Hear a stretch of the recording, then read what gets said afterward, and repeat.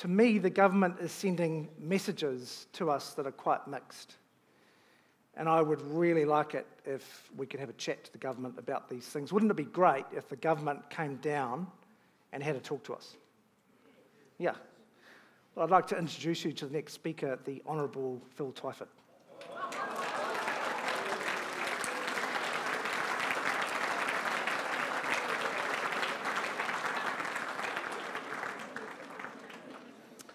And just as he approaches the stage, if you could all fasten your seatbelts, no standing up, and turn your phones off, okay?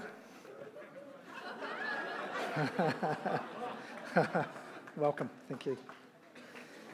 So, first of all, I'd like to thank the Minister for giving up his Sunday and coming out. It's, you're not an easy room. You're probably not all his voters, and you are affected by some of the changes that are happening. A little bit about the Minister. Mr Twyford was born and raised in Auckland. He is the Labour Member of Parliament for Te Atu, where he lives. Phil is committed to fixing the housing and transport problems that affect our biggest city, as well as much of the rest of the country. In fact, he's undertaken to fix the housing crisis and build 100,000 affordable houses, which is an amazing goal. So, right, yeah, I think it's with a round of applause, yeah. So rather than doing what the media is doing and opposition is doing, I want to remove the ideology, I want to remove the politics and have what would be, I think, quite a rare constructive discussion with the Minister, put all the questions that I've been building up on my mind, and luckily I've spreadsheeted them here. After studying politics at Auckland University, Phil worked as a journalist and union organiser before becoming founding executive director of Oxfam New Zealand. Upon returning to New Zealand, Phil was elected to Parliament for Labour. In 2008, in opposition, he held the portfolios of housing, transport, Auckland issues, disarmament and arms control. As Minister for Housing and Urban Development and Transport, Phil is looking forward to working with communities to build a better New Zealand. So the format of this discussion is going to be, I'm going to give the stage to Phil for 5 minutes, 10 minutes. We'd like to hear your vision, your message. Then we pre-agreed the questions, and he's been very kind to me. He said, ask whatever you like, say whatever you like, so the gloves are off, that's awesome. And if there's any time at the end of that, we'll take some questions from the audience. So, Mr. Phil Twyford. Great.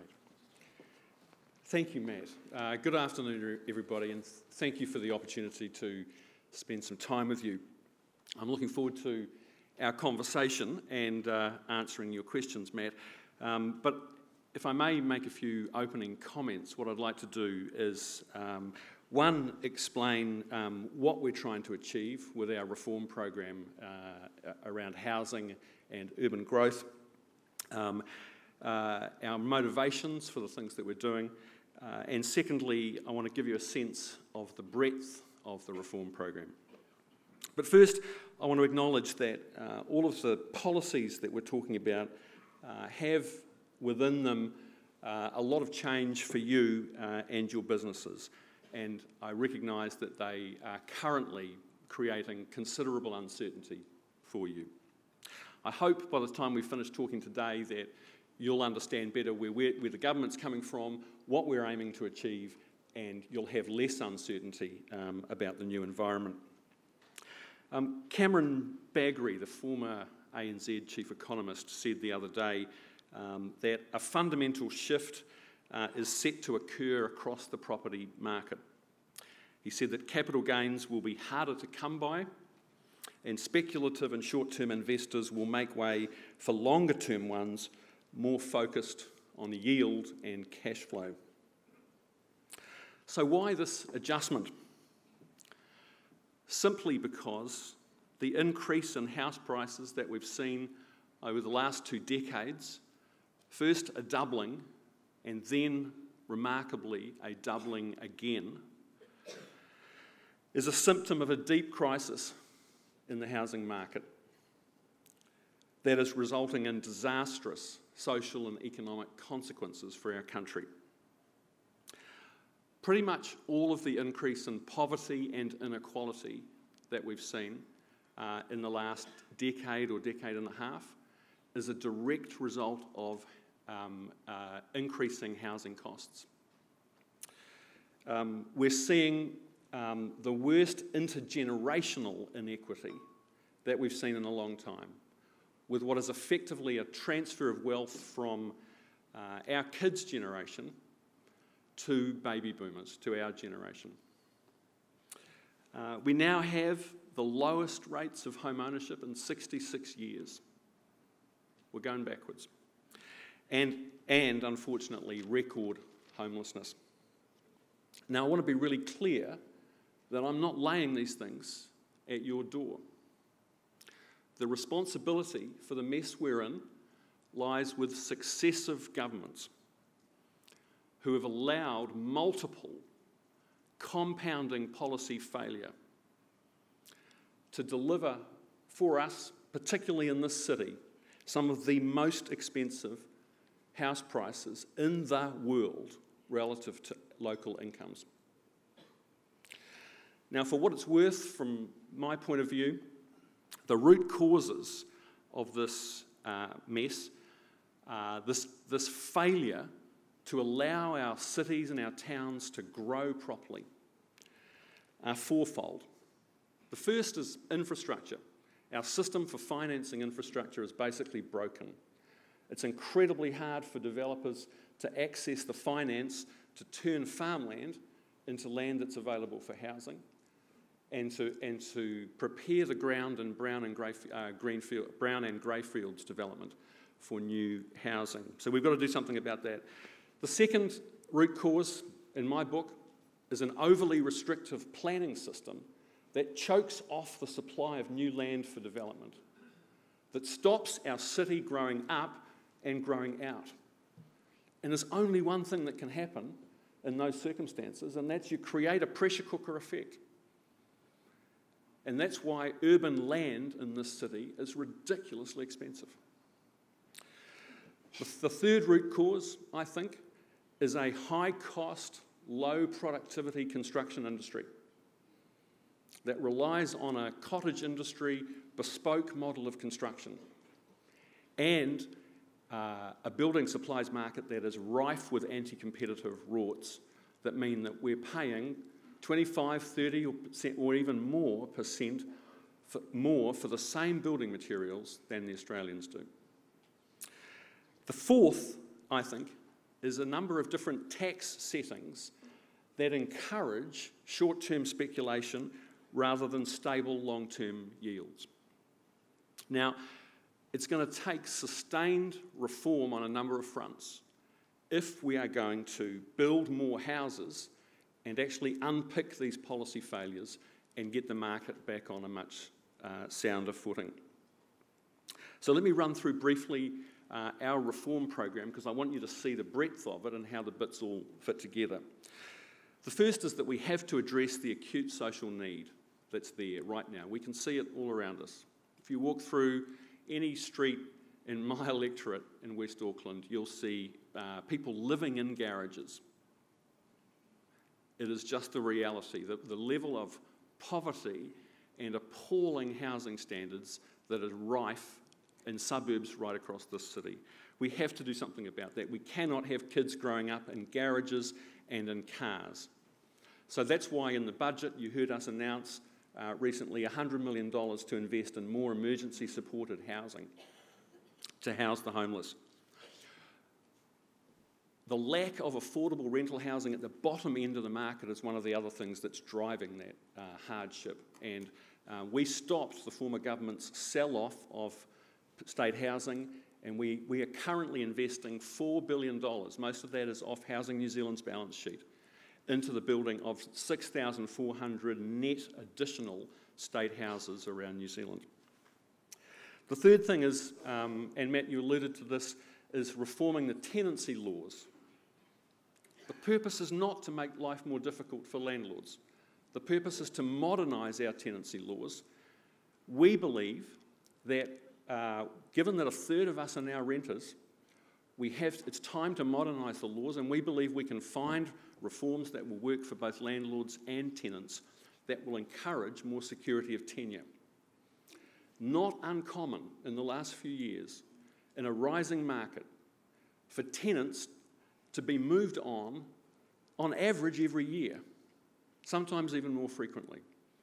The effect that transience has, particularly on families with young children, is terribly corrosive to the life chances of those children and the quality of life of families. We have to find ways to encourage more security of tenure, longer-term tenancies.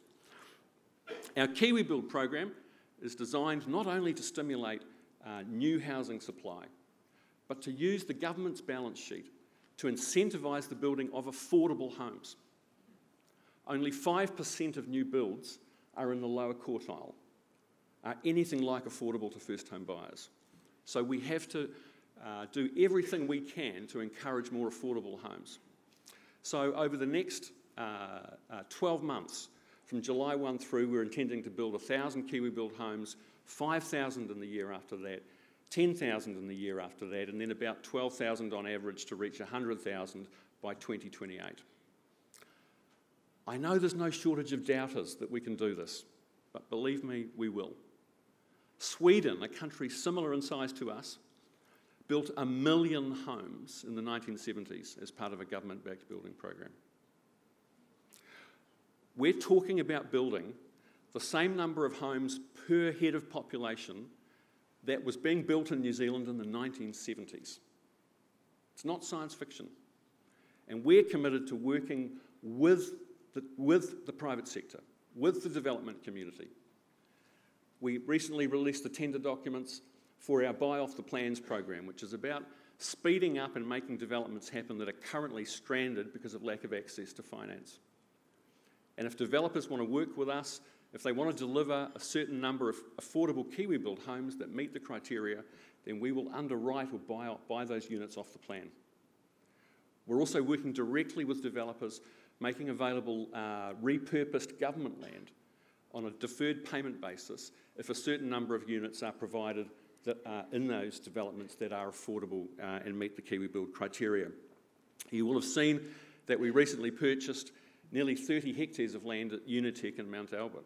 It's going to be a brand spanking new urban community there, and that we expect to build where we'll build more than 3,000 homes.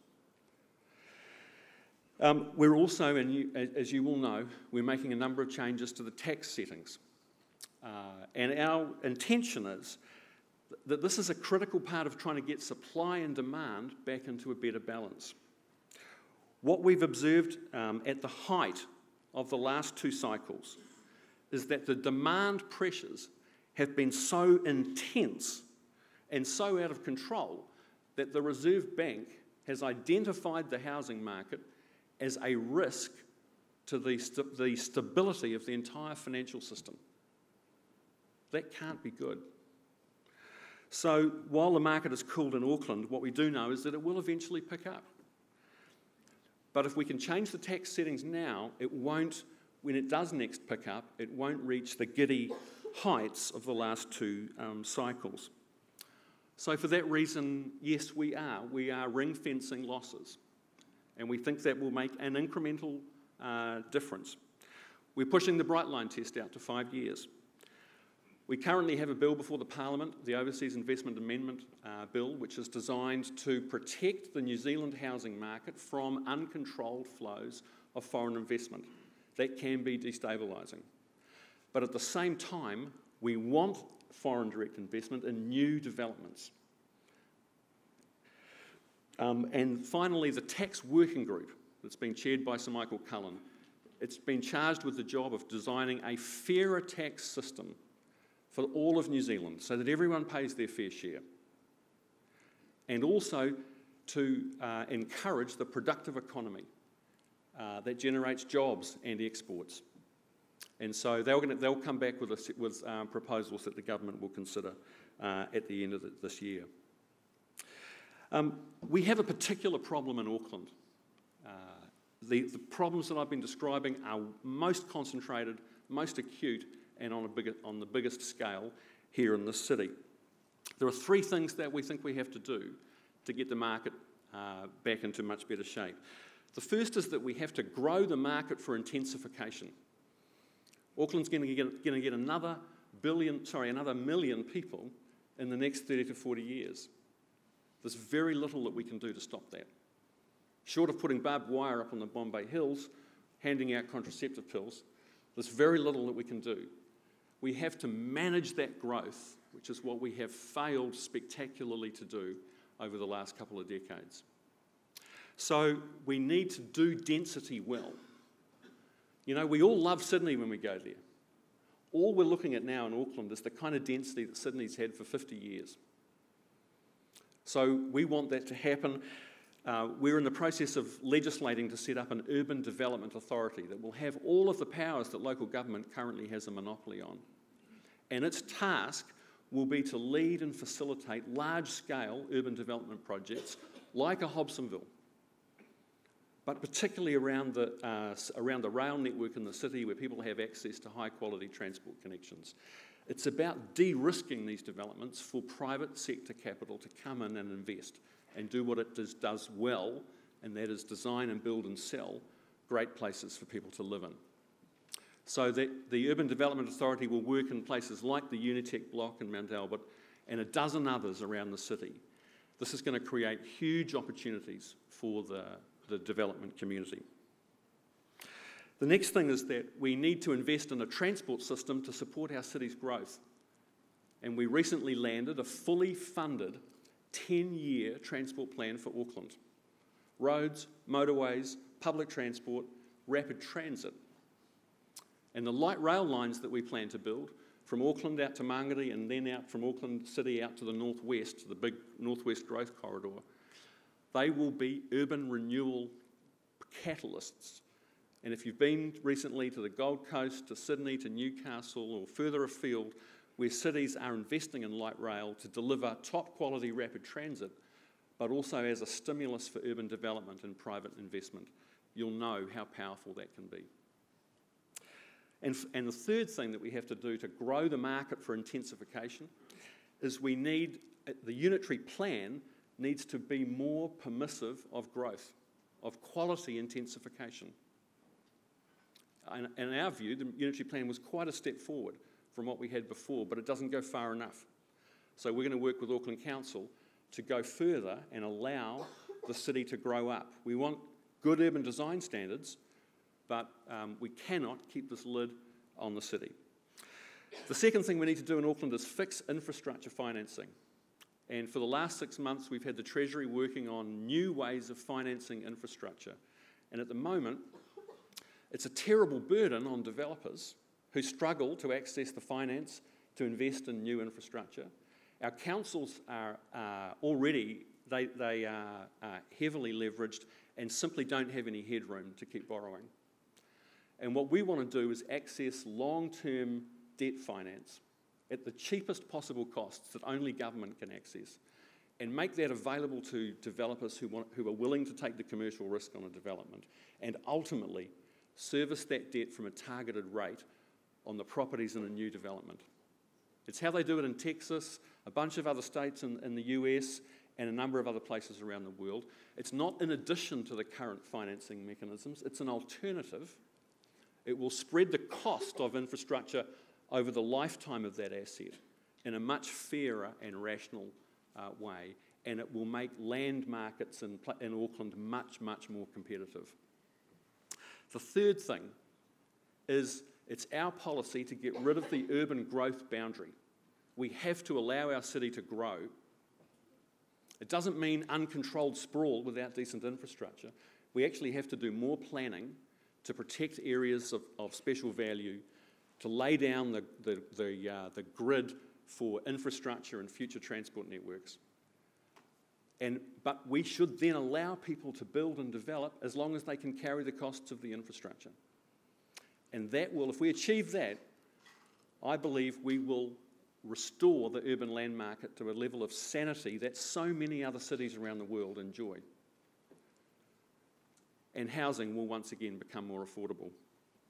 Now, I understand that some of these policies will have serious impacts on your businesses. But if we have the political courage to see these reforms through, we will deliver a more competitive urban land market. Land prices will come down. We will get a more competitive and productive construction industry, a more stable and less volatile housing market, and ultimately, better quality and lower cost housing for our kids. Thank you.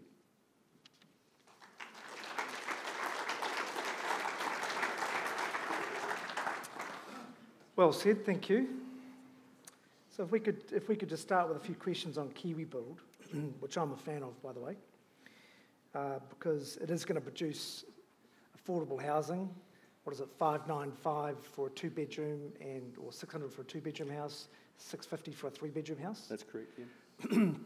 And just for the benefit of the room who hasn't thought about this, if you're a developer and you're building houses $900,000 to $1.5 million target price point, which is a common thing to do because there's money in it, and so everybody targets that stuff, it's risky to go into the low-cost, high-density stuff because you're just not sure that that market's there. And so KiwiBuild is a supply incentive to turn developers' attention to this, and the supply incentive is finance. But my question in relation to the finance is you're giving us the opportunity to tender to become an approved KiwiBuild participant, and you will give us backstop underwrites, effectively. It's a backstop purchase plan, isn't it? Where you will underwrite the purchase if we can't sell it to somebody else. The government will buy it, then you'll on sell it to social housing. And otherwise, you will buy it outright at the beginning for an agreed price and then on sell it to social housing yourself. Yes, it matters not social housing. All of the KiwiBuild homes are designed to be sold on to first home buyers.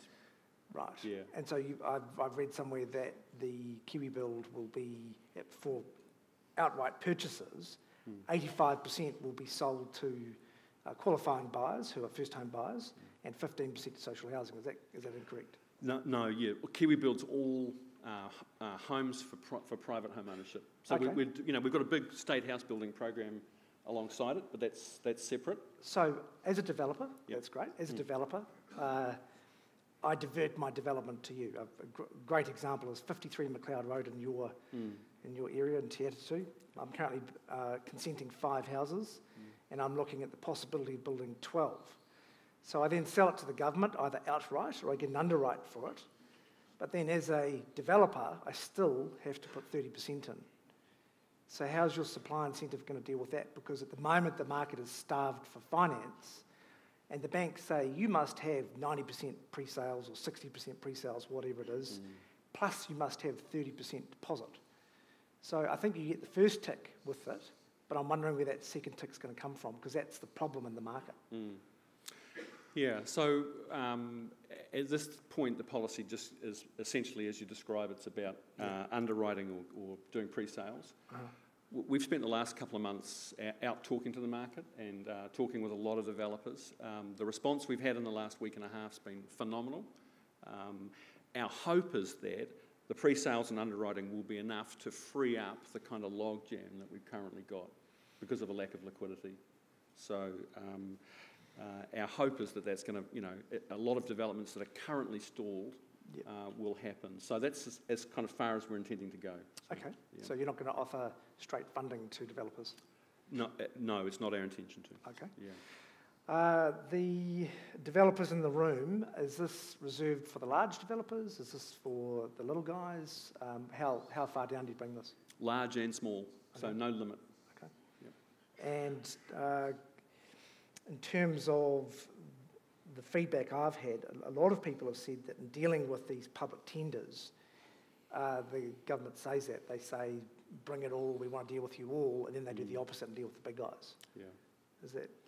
Yeah, no, I hear a lot of complaints about government tendering processes, and we want to make them as user-friendly as possible.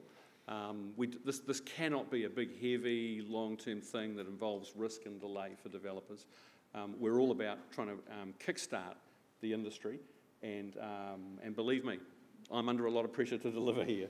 So, we want results, and we know people desperately want to see results. So your shared equity scheme that's been talked about in the media recently, is that going to be combined with KiwiBuild, is it? So we know that, for a lot of people, if I go on Tally and I say, we're going to build affordable homes, a 3-bedroom home for under 650,000, you can hear the spluttering right across the suburbs of people go, well, that's not affordable.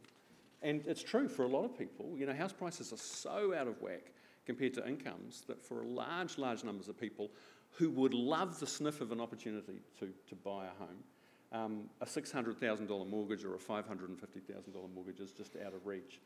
So what we want to do is basically set up a shared equity program where a third-party investor, which could be a private, public, or a hybrid, would own a share in the property for a period of time.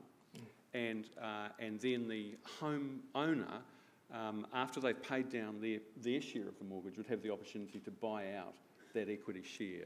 So it would lower the threshold and mean you've got a smaller mortgage, smaller deposit and smaller payments in order to get started. Now, there are some successful models around both in New Zealand and overseas on this, but the challenge is actually mobilising the capital to sustain this program. And I've got officials looking at ways that the government can provide a kind of a safe home for this capital, and I'm hoping we can get different kinds of private and public investment into a capital fund that would support it.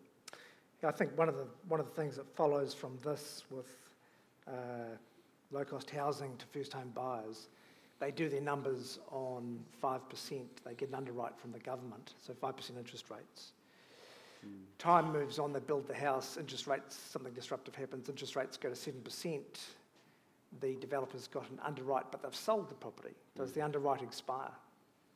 Because at that point, the developer would have a bunch of low-income people, relatively lower, and low equity, and they would then be exposed because of the nature of the person buying the asset. Yeah, so... how do you deal with interest rate exposure? Well, interest rates are probably never going to be lower than they are right now. I guess my real question is, does the underwrite still apply if they default? Yeah, it does. So intrinsic to the whole idea of KiwiBuild is sharing some risk. Yep. We're putting the government into the game, we're sharing risk with developers and to an extent the home buyer, but we can't take all the risk. And so we're responsible for taxpayers' money. We have to be as careful as possible on this, and we can't de-risk this entirely. So no, the developer's still going to kind of carry that commercial risk. I think a banking system will just deliver that to you, because if you have to put 30% in, then you're completely insulated, aren't you? Shall we move on to red tape and RMA? As I said earlier, there is 220 days at the moment to get a consent out of council. And they have recently published their latest development levy pricing, and they've identified a $1.4 billion blowout in their long-term plan for uncosted infrastructure. And so their solution to this is to simply put the price up $10,000 for water care and development levies. Recently in your area in Te Atu, I built a house and three houses actually, and the infrastructure down the street cost me $110,000. And they didn't blink in asking me to build it, and I said, oh, really, do I have to put this in, because all of my neighbours are going to connect to this? And there didn't seem to be any sense of equity in this, that I was building infrastructure for my neighbours. And it just seems to be a tax and spend type attitude in there, and no accountability for timeframes. And in an environment where you're seeking affordable housing outcomes, I think this is being deeply undermined by council's tardiness and just putting the prices up like this. Do you have a view on whether council should have a sense of accountability, and should they have an affordable housing policy?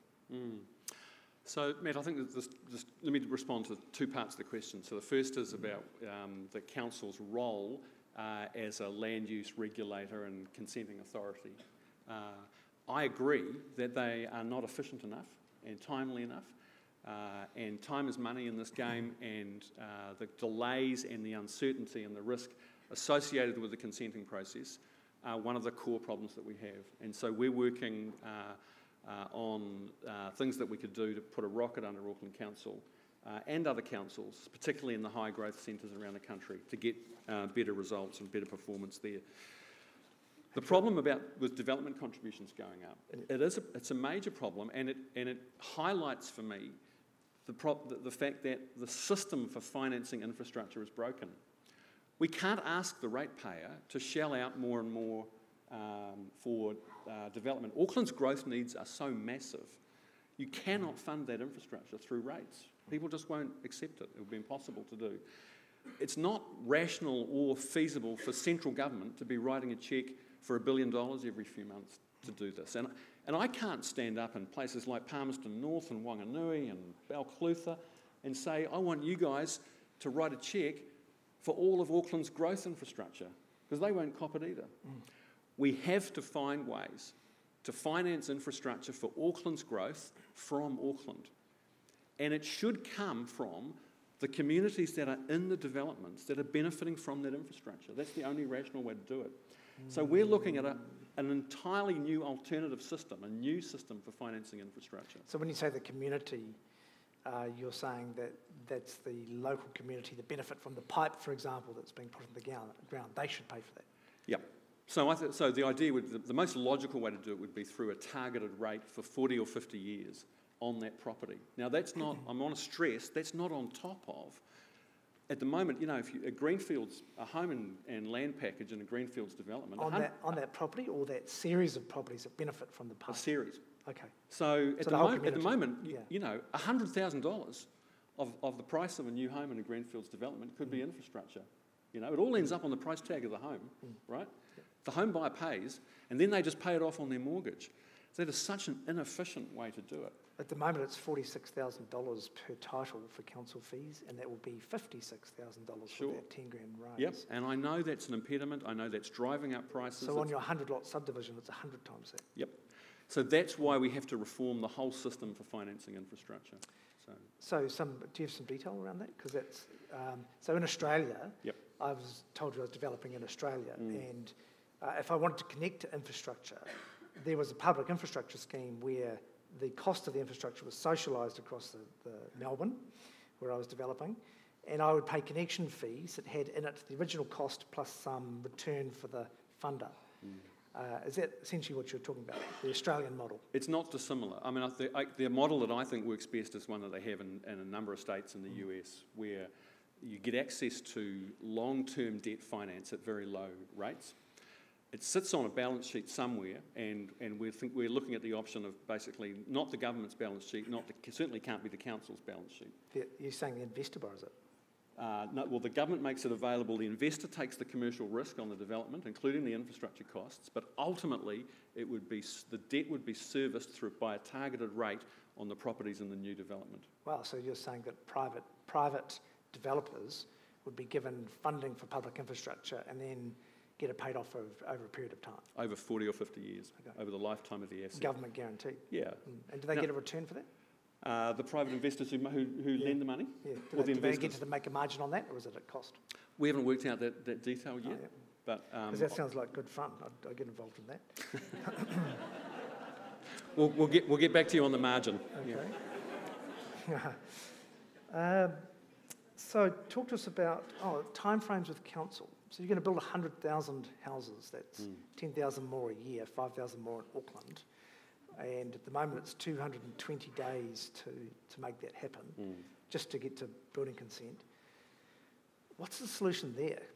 Because, as I said to you, I was in Australia, and there was a local land court, and I could spend $50, and in 2 weeks I was in front of a referee, and I could sit the city councillor down in front of the referee and say, my application's passed its statutory time frame.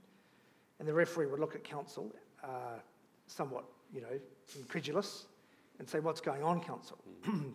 Is there any reason why I should not award this land use consent, resource consent? And council would say, well, no, we just haven't got to it. and then the referee would say, well, you're wasting Mr. Gilligan's money. He's spending interest on this development. They'd tell him off in front of me and order council to give me a consent in 3 working days. And as I said to you, I did 10 of them, and it got to the 7th one, and I lodged concurrently with the application for the consent. And so when I got to VCAT, which is the land court, they complained that I was abusing the process, and council said to the referee said to the councillor, well, based on your track record, it's little wonder that Mr. Gilligan would lodge as he lodges his consent. So that is the Australian model. As I've said elsewhere, it takes 6 weeks to get a consent for a 50-storey building in Brisbane. Here it would take 3 years. How are we going to break this? Because it's nonsense. So Matt, when you look at the Australian housing market and parts of Australia, particularly Sydney, they've got a lot in common with our problems here. But I look at Queensland and it's a different world. A society that is so similar in many ways to New Zealand and to Auckland, in so many ways, but their entire system there is based around encouraging development, not trying to stop it. And they basically have a one-stop shop mentality. I don't know whether they quite give you a glass of champagne at the door when you walk up the steps to the council consenting office. But they don't. But it has a similar effect. And I like the land court idea. I think that's something that we should have a look at. Yep. So there are 2 big issues about councils. One is this question of the efficiency of the consenting process, and the other is that the planning rules that the council makes are so restrictive that they choke off the supply of available land. They stop the city growing up and out, and we've got to deal with both of those problems. Yeah, I would say that in my own experience of dealing with Auckland Council, the planners have changed their tune. They used to be disappointed when they couldn't find a reason to say no, it would seem. And now they actually feel quite constructive. They've been turned. They know they've got to produce a supply. Yep. But engineering is a different story. Parks and water care are different stories. And that is just such a log jam at the moment. If we could talk about foreign buyer bans. Many developers are very concerned, especially the medium to larger size ones, that you're just going to completely undermine their ability to fund because they rely on foreign buyers to purchase. Foreign buyers want to purchase for long-term investment. They're trying to get their capital out of China and places like that. They don't want to take it back. It raises concerns for them over there. It's about security of their capital is often a reason they're getting it here. So I know I've heard the PM say that New Zealand land is for New Zealanders, but it's okay, you can send your capital here to build a house, but you have to sell it within 12 months. Then in the same week, I've heard you say you quite like the Australian model, which is off the plan sales for new housing is okay. I think you're on record in December last year saying this, and you would like to follow the Australian model where foreigners can buy new homes only because it stimulates supply, solving the problem. I mean, if you have a new house, either a New Zealand resident lives in it, either through ownership or by living here and renting it. It's one or the other. So what's wrong with foreign buyers? You know? So Matt, it's difficult for me to talk in great detail about this because the bill is before the Parliament. It hasn't yet been reported back from the Select Committee back to the House. So it would be against the rules for me to talk in detail about it. But the intention that we've always had, and that is to protect the existing housing stock from uncontrolled flows of foreign investment and encourage foreign direct investment in new builds, that is still our intent. And I'm confident that you'll see the bill when it comes back to the Parliament will achieve those aims, particularly for large-scale, for apartment developments and multi-unit dwellings. So we need foreign capital to invest in those large developments, but we don't need huge surges of offshore capital coming in and speculating in housing stock and adding to the demand pressures on what internationally is a tiny real estate market. But is purchasing demand? Purchasing is actually supply. It's the person giving the money to build it. If we're talking about new builds, occupation. Yes. Yeah. If we're talking about new builds, yes. Yeah. Yep. Okay. Yep. Anti-investor sentiment. I have felt that certainly a lot of the rhetoric coming out of the government, especially during the election, described our community as speculators, very emotionally loaded terms that, and I won't reiterate the point. Why is that? Why does the government call us all speculators and describe housing as unproductive? Because if you look at Maslow's needs hierarchy, number one on the list is shelter. And that is what we provide. We receive, for example, we get a house that has just been destroyed by a tenant.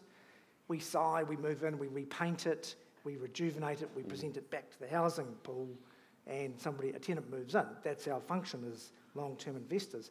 Even short-term investors who are speculators are rejuvenating the housing stock that is otherwise run down and destroyed.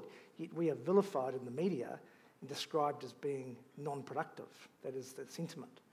So do you see the investors as part of the problem or part of the solution? Well, I would have to say both, Matt. Part of the solution, because we need investment. We need people who are committed to being in the market for stable long-term yields, and in the case of residential real estate, being good landlords, right? We need that. Of course we do. But the character of the Auckland market particularly, over the last 2 cycles, has at the peak of the cycle resembled a Ponzi scheme, where we've seen houses being sold and on-sold again at ridiculously inflated prices. The effect of that is disastrous for our community, for our families, and no doubt for your kids and your extended families as well. That can't go on. Now, speculation, that's simply the buying and selling for capital gain, that is part of the problem. If we treat housing simply and only as an investment class, we'll never fix this problem. We have to recognise that the market, as well as being an investment class, has to deliver on the expectations of New Zealanders for decent quality housing at an affordable price, whether you're renting or So let's buying. test this Ponzi scheme. Hands up if you're a long-term investor. Keep your hand up if you've sold a property in the last 3 years. There are your speculators, 20% at best. And those could also be... Don't vilify them, man. Those could also be people that have cashed up part of their portfolio because they were rebalancing their portfolio. So even, there's a community of people who are long-term investors, yet we're describing them in the media, lumping them all in together as speculators. Is that constructive, do you think? No, Matt, It's alienating them. Matt, I accept your point. Yeah. It's populist, isn't the it? objective of the debate is it's not to vilify people or individuals or investors. Yeah. But the point is, we have to realise in this country that speculation, put aside with the people we're talking about, the speculative frenzy that we saw at the top of the cycle is enormously destructive. We cannot allow it to go on. It has to change. We have to find a more competitive and stable market that delivers good long-term yields for investors, but actually delivers affordable housing, whether you're renting or owning. Yeah. That's why we have this reform program. And I think that if we work together to implement these reforms, we will actually return stability and affordability to the market. Well, I certainly don't disagree with everything you're saying, but I think that, and I'd just say that I think you're on track with your supply comments. My view is this room is your solution. They rejuvenate the housing stock, whether they're selling it or whether they're representing it back to their tenants, they are your solution.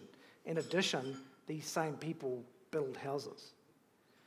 And constructive language would be nice. So, in terms of your goal to increase supply, how do you see taxation the taxation changes as being consistent with that? Because what you're doing is you're reducing the liquidity of a group of people who are trying to build houses for the supply in a finance-starved environment. And in the same breath, you're reducing their liquidity, which is pressuring their ability to borrow. Do you mean by the loss ring fencing? Loss ring fencing, yeah. Yeah.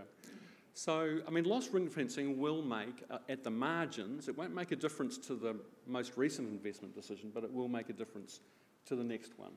So, when you look at these loss ring fencing rules, the people who are affected the most are the people that have no deposit or low income. The Kiwi battlers who are fighting their way up using the property ladder to get there. One would have thought that was your constituency, your voter base.